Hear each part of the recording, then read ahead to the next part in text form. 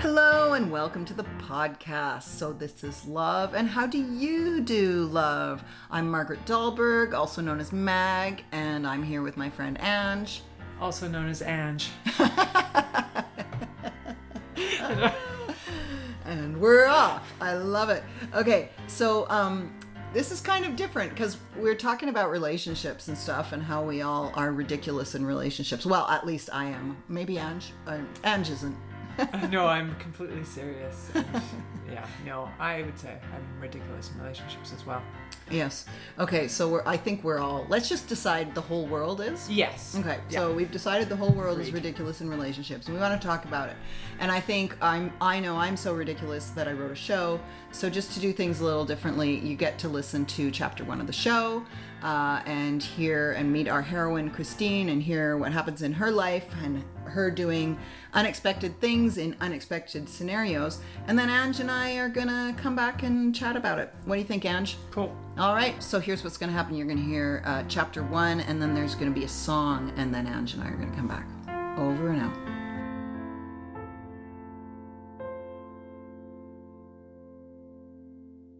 I was tired. I hadn't slept well the night before. I'd had a long day with my overly exuberant grade 3 class. Plus, I'd had a trying time with my own 2 moody teenagers. Not to mention, I felt behind on just about everything I had to do, from cleaning the house to paying the bills. I hadn't felt like going out. My middle-aged body felt puffy and bloated. I could see my belly protruding in my dress like the Pillsbury Doughboy. I'd even tried in vain to conceal the dark circles under my eyes, and yet my daughter still suggested I looked tired. But Larry had gone out of his way to create a very special evening for me and my 2 kids at our favorite restaurant. "Christine, are you all right?" I snapped out of it and found myself staring into a glass of champagne with an ice cube floating around in it.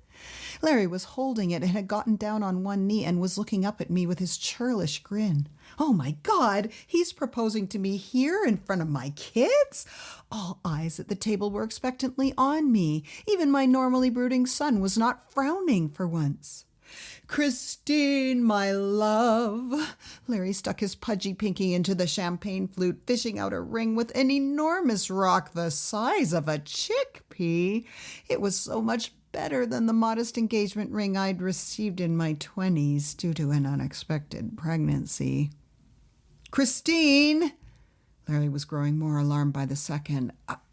I stammered and was sucked away into an even deeper chasm of quiet.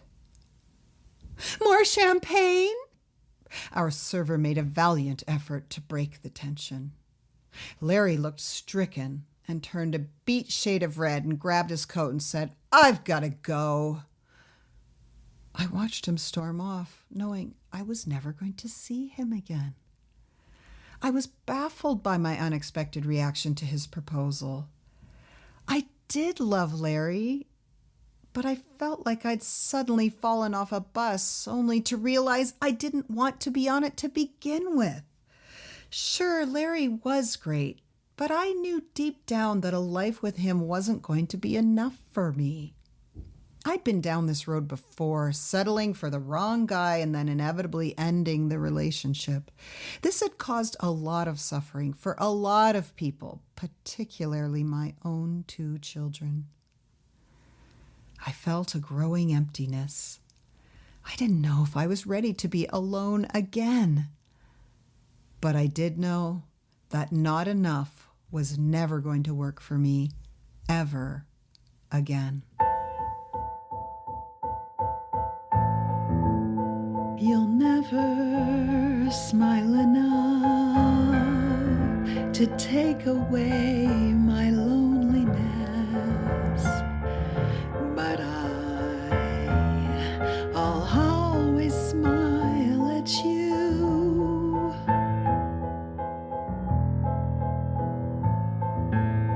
You'll never do enough, so I'll believe that you're for real. But I'll always be real for you.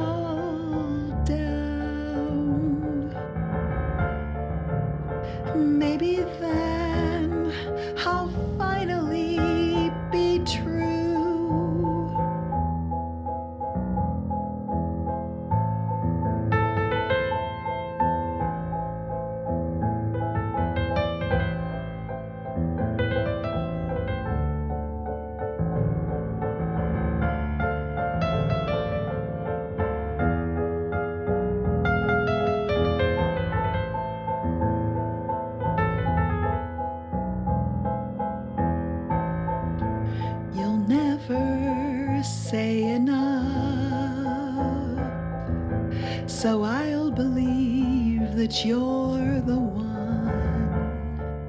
But I'll try to be the one for you.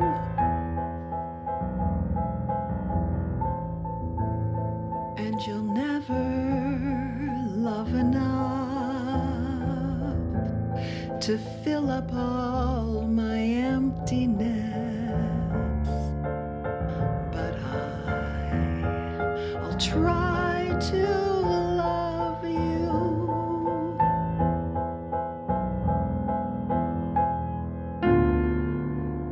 But I'll try to love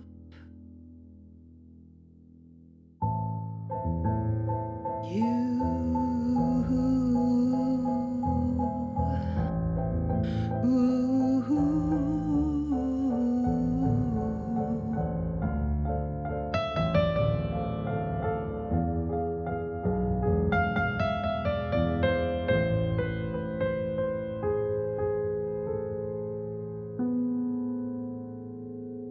Okay, so this is the moment where probably everyone's wondering, I thought this was a musical comedy.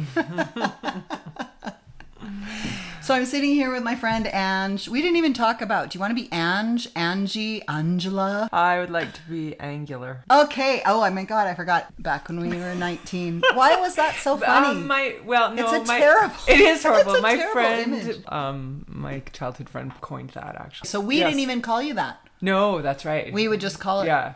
You know what we used to do though? We all used to, anytime anyone would burp, whether you were around or not, we'd say, "Excuse me, Angela," because burps offended you, because you grew up in a family of girls. Yeah. This is all really pertinent to this podcast. It actually is, because I think, how we grew up, how we've been impacted growing up really affects how we end up loving and how we are in relationship.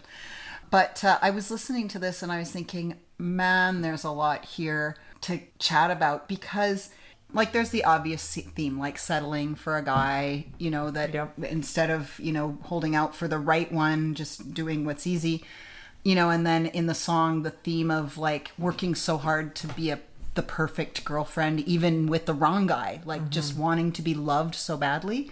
But the other theme I found in there today, when did I write this? 2018. So 7 years later, a new theme is just how worried she is about picking the wrong guy for the sake of her kids and family and just that side of it. Yeah.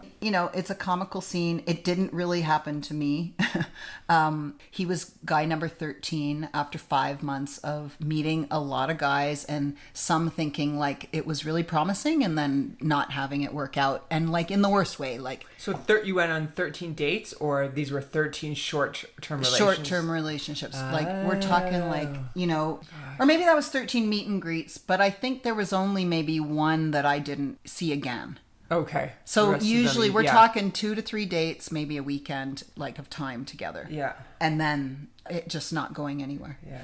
And so number 13, and I mean, online dating was really new to me. And I kind of feel like in my day, you'd meet a guy, he'd like you, you'd like him, and then you'd just be together.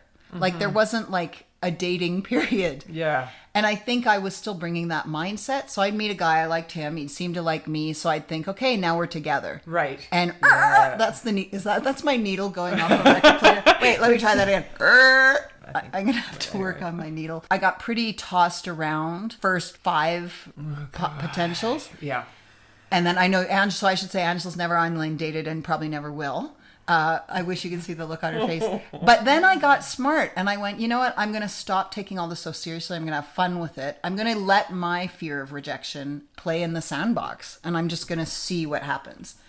And so, yeah, obviously I met more guys. And then number 13 was, we both wanted the same things. I was talking as seriously as he was. And then at the same time, I was heading on vacation, and it was a family vacation, and it was a big deal to me, like just a bit stressful for me.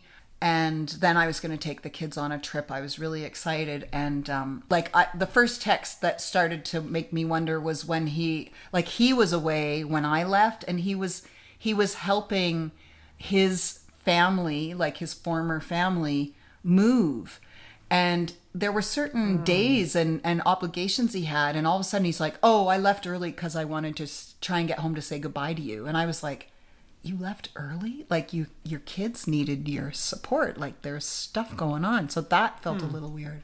Mm-hmm. And then I remember getting a text from him saying, I looked into bands playing on the coast because I thought I could surprise you and your kids when you were there. And I was like, I didn't invite you to meet me. Like all this stuff. And it was his enthusiasm was surpassing mine. And I remember sitting there one day and this family reunion turned out to be quite fun. And I felt a really lovely connection to everyone. Like, you know, because sometimes there can be funny dynamics and competitive or teasing or whatever. In families, no. And I remembered looking at everyone and thinking, this guy would never fit here. He doesn't fit with me. Yeah. Like, it was seeing my environment and realizing who I was to the core that made me go, what am I doing? You know, and then just, he was so available and dropping his life right, left, and center, trying to make me the center of his life. And that was it. What is that? You know, I love the look on your face because you are so wise. You're here because you're wise. Oh, God. That was Angela's laugh. Well, so wait, does this guy did he inform Larry then? Yeah, so this guy was Larry. And of course there was no proposal. But it was that same sense of just like, we're so not in the same place. And I'm going down the wrong road. Yeah. You know. It seems hard to find somebody that's on the same level of excitement. If there's not enough excitement on their side, you feel kind of crazy. If there's too much excitement on their side, you feel like they're kind of crazy. Yes. I don't know. I love that. No, because it's funny. I was thinking of some things I was going to mention this morning because to me, this is such a theme. Like my daughter and I, she's 20. She's not wanting a relationship. You know, she likes to look and ponder the possibility. And we talk all about why is it the guys that are interested in her, she just, as soon as they show too much interest, turns her right off. I mean, this is 20, right? Like, this is the 20-year-old version. And the guys that she's into, that she's attracted to, you know, they seem less available or they're kind of the bad boys. Here's the question I have though. Is it that you've got one or the other, or is it that the middle is the one that feels good and that when the guy is too attentive, we think, oh, I should go for him. We're picking something up. We're getting a red flag or whatever, a vibe both ways. And so it's when we're equally interested that we get a yes inside of us. But maybe at 20, I remember dating somebody when I was around 19. You know who he is. I'll tell you later. And he was such a sweet guy, and he wasn't like excessively attentive, but he was really into me and really sweet and thoughtful. Yeah. And that wasn't enough excitement for me at that. So I think at that age, like, God, I hope I've grown out of that. Well, although, so it's funny because as soon as you suggested that, well, what we really want is the neutral guy in the middle. And I was laughing to myself because I was like, I don't think I've grown into that yet, because I think you're absolutely right. But I think I've been more like, I'm just waiting to find that bad boy who wants a relationship. You know what they call them these days? What do they call them? I mean, everybody knows this. We're old, so they're called fuckboys. So a fuckboy is a guy that just won't give you a relationship. Yeah. But means they will have sex with you. Yes. That's a type of fuckboy. And I feel like it's kind of good. The fact that the youngins have coined that term gives it much more clarity, because bad boy gives them too much credit. I love it. Well, you and I used to call them bunny squishers. Yes. Would he squish a bunny with his bare hands? We're talking now about that sort of youthful, but I don't know if we outgrow it. Like, I mean, I don't know if I've outgrown this, because to me, there's just a certain attraction to, that excitement of that guy who is a little unobtainable. Okay, so here's what I was thinking about. Behind each of these lenses, so you could say, you just want the dopamine of that excitement. So we could say, okay, people who need dopamine go for the fuckboy. And maybe dopamine is related to your childhood. A lot of people will posit that it is. But it could also just be that you don't feel that you're completely worthy of somebody that will actually be there for you. I mean, there's so many ways to look at it. Whatever, I love that. pick away. And let's go to that one, because I do think when I was young, I was so insecure and lacking confidence that if a guy liked me, I would get squirmy and uncomfortable with it. I'd just be like, what's wrong with this guy that he finds me attractive? So I think that is interesting. I mean, it never would have occurred to me around my Larry character experience. Yeah. But I'm sure a portion of that was still there. I mean, I feel like our levels of confidences grow as we age and mature. And certainly I feel... Sometimes, depending on whether we're working on it or right. not. Okay, so let me speak. My confidence and insecurity is way, way, way better. Yeah. But I know I still hold on to a belief. Like that, there's a little belief like... no one could possibly want me. And yet, I think maybe that could be sometimes the things that get in the way of my present relationship, that when things are awry, I might go to that belief of, well, he doesn't really care for me because who could possibly, like someone this great, obviously I feel like I've met a match, an appropriate match for me. Someone this great must be a lie somewhere in there, because Yeah. So I think that comes into play. Yes. Let me just percolate on that. Yeah, this was a lot. Bit. Do you think, I kind of wish we had like two guys giving their take on that, because I'm just so curious, do men feel the same way about women that don't give them enough and women that do give them too much? And like, I do feel like you and I have both talked about that sometimes when we're less available to our partners, they're a little more attentive. And when we're more available, they're a little less attentive. Mm-hmm. And I'm not saying that doesn't even have to be a deep thing, but I just wonder if that's just the human natural nature. Ebb and flow. Yeah. Like, I haven't heard from so-and-so in a while. I wonder how he's doing. Or... So you and I have these discussions, and then we might globalize like, oh, this is women. But you and I are the type of people that will reach out. We're communicative. So we're probably always going to be on the side of needing to back down for a little bit to get the other person to miss us.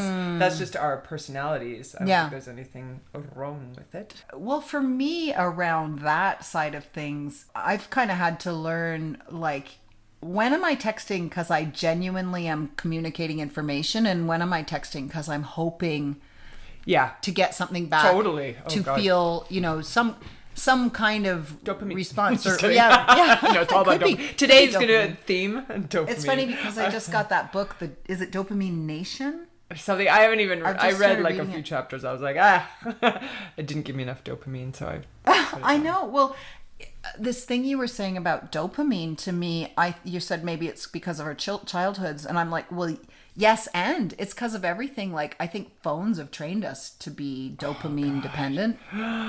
Yes, and some people are more dependent. Yes. Yeah. And everything's so instant. I would suggest that online dating is a big dopamine hit. Obviously these online dating apps, they do want you back on. Like, they don't want you to meet Mr. Right and stop using them. They want you back on, and you get I gotta say, those 13 guys and that 5 months was really fun. It was a roller coaster. I mean, my lows were low, but my highs, like, think about early relationship. When you first meet someone, that fun flirt, like I had that kind of to certain levels 13 different times. And the chemicals that are like, and I don't know if it's just dopamine, it's whatever, serotonin. No. I don't know, I can't remember. Epinephrine. I am not a medical professional. Well, we can look it up as we're sitting we here.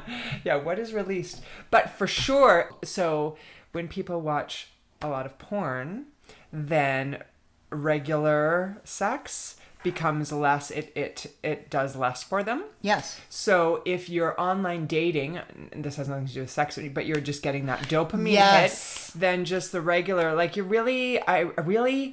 today, Angular feels that it's all what we train our brains to, like what chemicals are released Yeah, And habits then, almost. yeah. So then it normalizes. It normalizes. What you're I've saying got to feel is- this excitement, brrr, you know? Yeah. And I'm not feeling it with this person, so I'm going to go back to the drawing board, Yeah. back to the online where there's thousands of possibilities and just try again. Yeah. And I believe there are far more people that are genuinely looking and they really believe it. I don't think that there are people that are trying to deceive each other. I believe that the people online, mostly from my 13 experience, genuinely think they want to meet someone. Yeah. And they really believe that, oh, I got there. Nope, she just wasn't right. Now I'm going back, you know? Yeah. And they don't realize that there's so much more at play. It's not that she wasn't right or wrong. It's that the lure and draw of what you said, that dopamine is Yeah. pulling you back in. Yeah.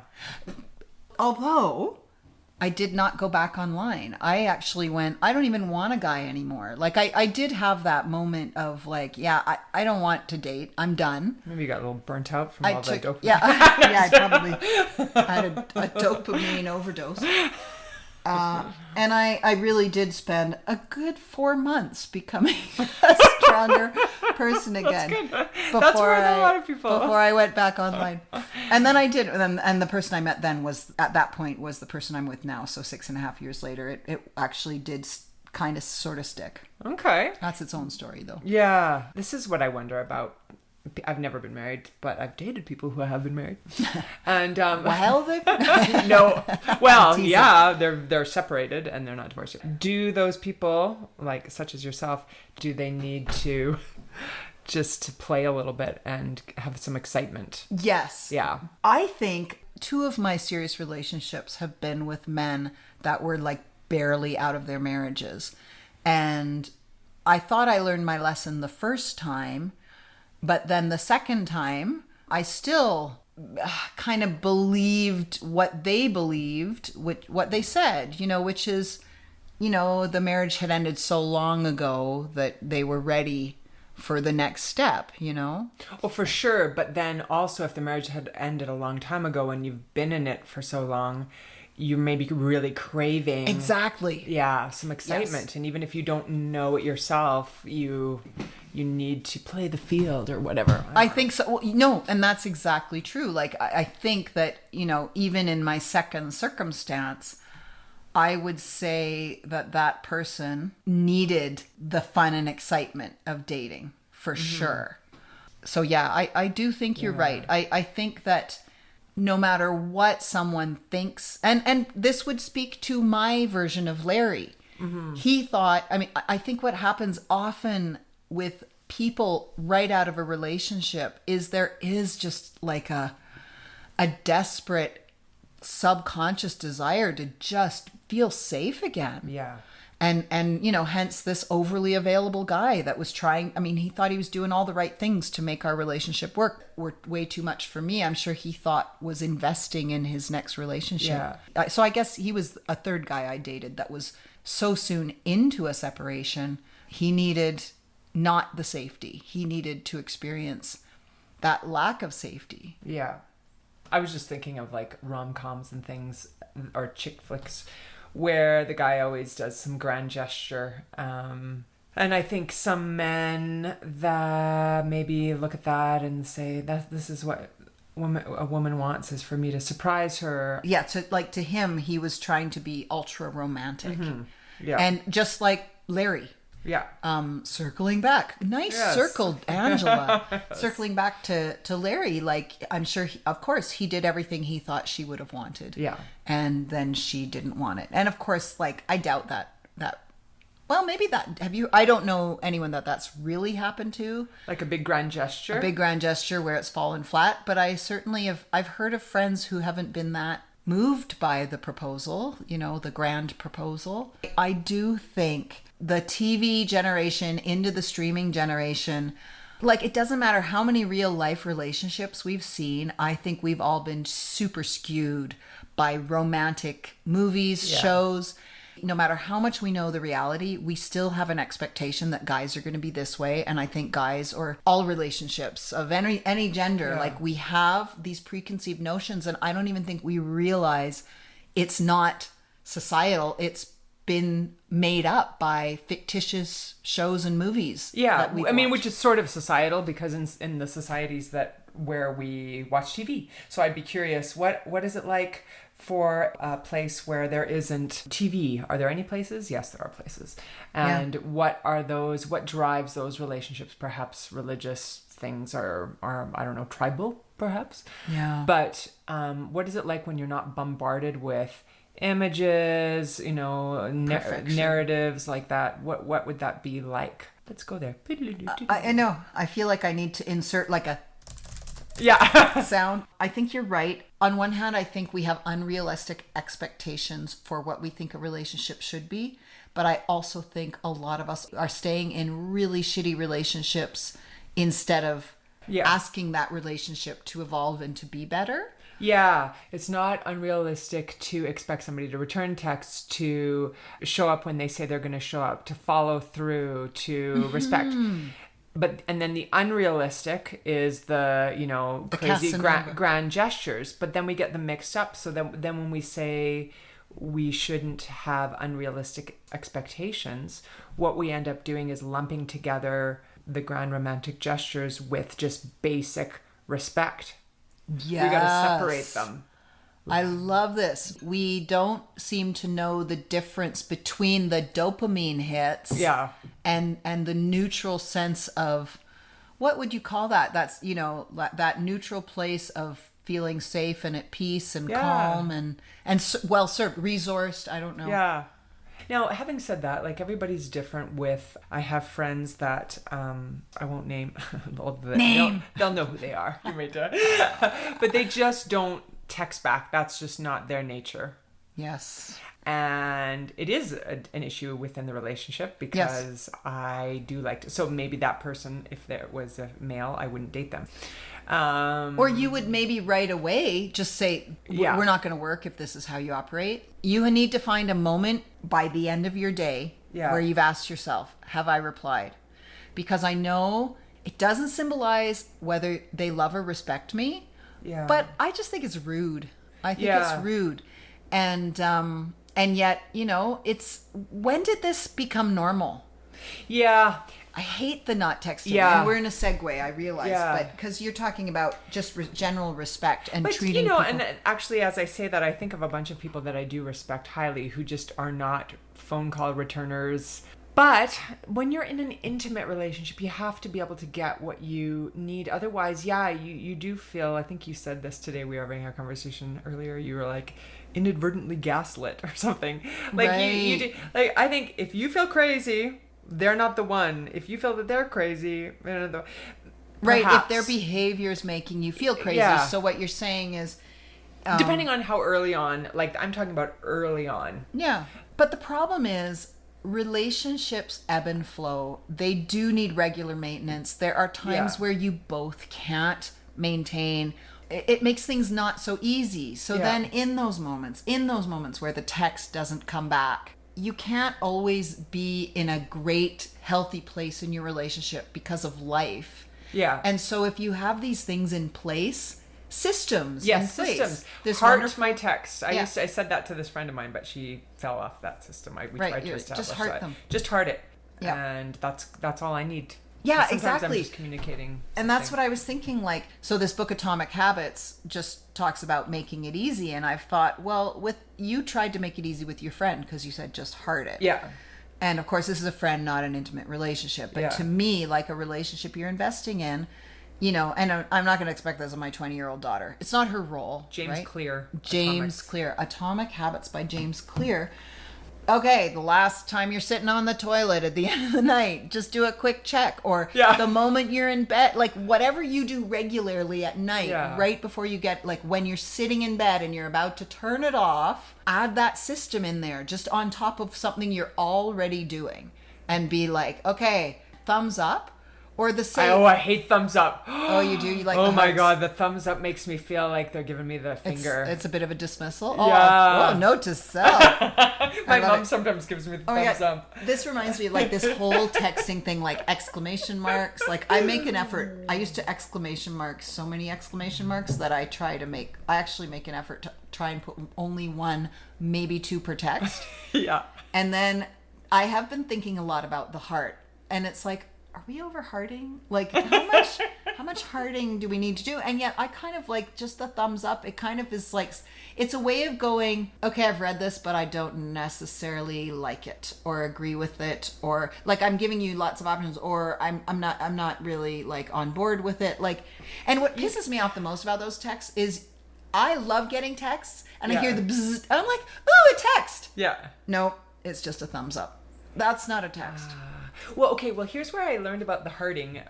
Was I was working at this high school in the music theater program, and the teacher there was teaching these kids like how to be professional. You always respond to every text. So when first people that ever hearted a text from me were teenagers and that's what they were sort of taught to do. Just heart the text. And I was like, wow, that's great. It was immediate. I knew they saw it. It was kind of respectful, because the thumbs up can just be like, yeah, whatever. I feel like this is what it's the thumbs dismissal. up. Yeah, whatever. So that's what she's got a thumb up. She's like, yeah, and she's pointing like behind herself. Whatever. Yeah, whatever.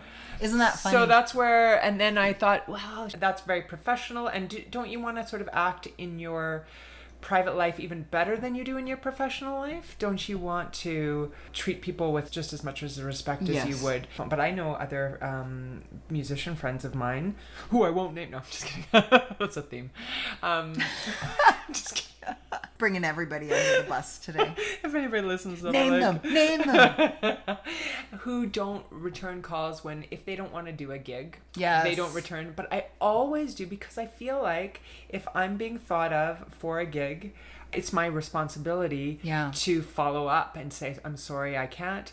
And I always do that. But that's the way I was raised, okay? I know, well, it's professional, and it is the way we were raised, and I think it should be the way everybody of every age aspires to be. And yet, so here's my question I have for you, and this is pertinent to the texting thing nowadays. Have you read, I know my answer, and I'm kind of sure I'm going to know yours. Yeah. Have you read all the texts on your phone? Yes, I have. Wow. Me too, right? But if you looked at, so I've noticed parents in my music and nature class who are going to be under 40.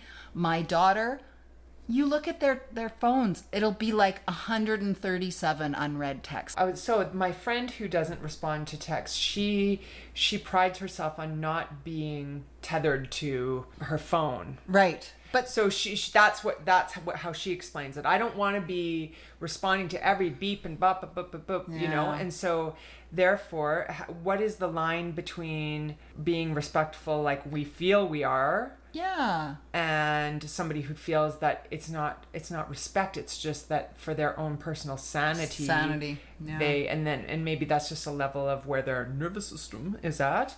Maybe they find it stressful. And I've definitely gone through times when I've been super busy where I do get a text and it kind of stresses me out to respond, and I'm a bit delayed. There are times, and it's usually because I'm very stressed. So I wonder if the people that we're talking about are just really, really stressed. I think a lot of people live in a world of busyness. But, you know, I guess let's move back to relationship, because I think intimate. This is that great question, because so my guy, very quiet guy, as you know, he doesn't have a lot to say. Yeah. And so he would say, I just don't have anything to say to what's being said. Like, to him, that's who he is, how he is, means nothing. Yeah. He's very lovable, appreciative. Like, it doesn't to him symbolize whether he respects, loves, or admires me. And that is that place, though, of that compromise. I have not responded to your text to GHGG about... So I haven't responded to my girlfriend group. I love about our plans. About our plans.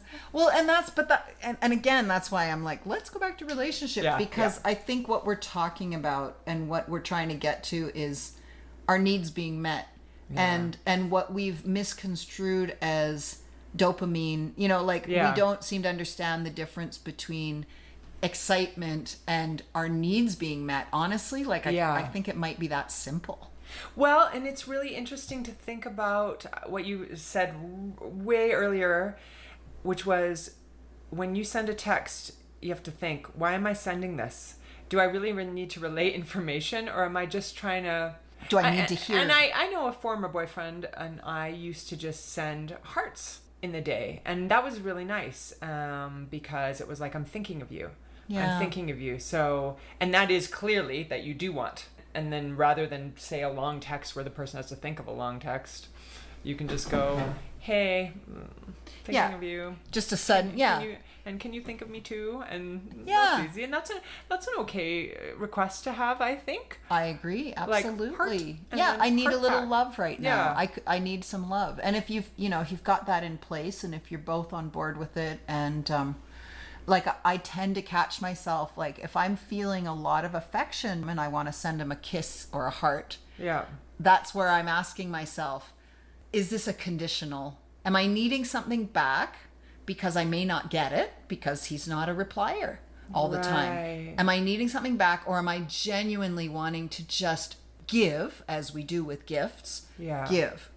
And so I will always sort of stop and regulate myself. And if I want more, then I might communicate that, Yeah. and make it clear, like, I kind of need a hug right now. Like, I need a little something, something. Because, and that's okay, right? Yeah. There's nothing wrong with being like, okay, hon, I need a kissy face from you Yeah. right now. Although, unfortunately, when we're feeling that way, sometimes that's not easy to ask. Yeah. And I don't think I would send hearts to somebody that I knew wasn't going to send me a heart back. And what I mean by that is, I get it. Yeah. is I don't mean, I wouldn't put it out there in a moment of vulnerability, because often, as we just said, we often will send a heart because it's like, hey, I just need to know we're connected. We just need to connect. Mm-hmm. So if I know that person didn't want to connect on that level, or they didn't connect on that level, like texting if a they heart, didn't respond, then I think thereby I probably wouldn't do that, because it would just leave me feeling crappy. I like that idea, though. I think actually I have a takeaway from this, which is, what a nice little system to put in with your partner, to be like, pick the emoji, and if I Yeah. send this, I'm seeking connection. Yeah. And do it when you're both in strong places, and because I think we can make things so complicated Yeah. when we are feeling vulnerable. And that I've been trying in this relationship I'm in now to create systems when we're in healthy places that just are representative. So when we're not in healthy places, Yeah. they're already in place. Yeah. Did that make any sense? Yes, totally. And I've had a conversation with a friend of mine about that. She and her partner are very different attachment styles. And so how are they able to communicate when they're both in that kind of triggered state of that particular attachment style, so that the other person's knows, okay, everything's okay, but I'm just a little triggered right now. But that's easier for some attachment styles than others. I know. The anxious one will do it, and then complicated. the avoidant one won't do it. Yes. It's very complicated. Oh my God, anxious and avoidant. That's Yeah. like I love it. We're going down that rabbit hole. We Is there got to anything save else? something for another podcast. I know. Well, is there anything else? Yes, there is. There's disorganized, and there is an actually safely attached, which is called what? Safely attached, I think. Yeah. Right. So there actually are healthy, safely attached Yeah. relationships. Yeah. And then there's kind attachment of styles. then you can kind of blend a couple of attachment styles together, so you can Yeah. be anxious avoidant, which I think is what I am. Yeah, there must be. I mean, Yeah. to me, it must be a spectrum, really, Yeah. more than anything. Yeah. But yeah. That is fascinating. Well, I'm sitting here thinking, yeah, because you're right. We need to leave things for more podcasts. This was just a smattering of everything. My takeaway, we can delete most of this, because my takeaway is what you said at the very beginning about how there are the unavailable people out there, there are the available people out there, but what we're really seeking is something in the middle. I don't know if that's the wording I wanted to use, though. Well, may I say that we have equal levels of excitement. Yeah. So if we have matching levels of excitement, we know we're on the right path. So it's not that we're blah, we're not too excited, and we're not too not excited, but that we're equally as excited about each other. Yeah, so whatever it is, whatever level of excitement. Yeah, whatever that level. You're matched. Yeah. But then, okay. But what if you're both dopamine addicts and you're both crazed? This is in a way kind of what I feel like I experienced in the dating world. Although I think you and I've talked about this, we both have made really strong efforts to bring sort of consciousness into any interactions and kind of I guess that's why we do our own work and we get to know ourselves. Like, when am I more in a frenetic state and a less grounded state? But it can be hard in romance. Yeah, and I think, like, if you're both in this super excited state and you both know, well, there's a lot of... What is that? Pheromone. You know, eventually it's going to come down and then we're going to be left with what's really there and you're going to have to let it play out. But, you know, I don't think the excitement has to come... This is also something that I've learned recently, is that if the excitement comes the very first date, that might not be about that person. Yeah. That might not be about that person. Well, I know. It's that whole excitement train. That's a toughie. You got to check yourself. Any couple you talk to had an incredibly exciting start of their relationship. Mm-hmm. You know, it's just so fun and there's so much attraction and you're both so happy and excited. Like, I mean, maybe not every. I mean, maybe there are people that are going, yeah, well, I wish I'd known, you know, we had such a weird start.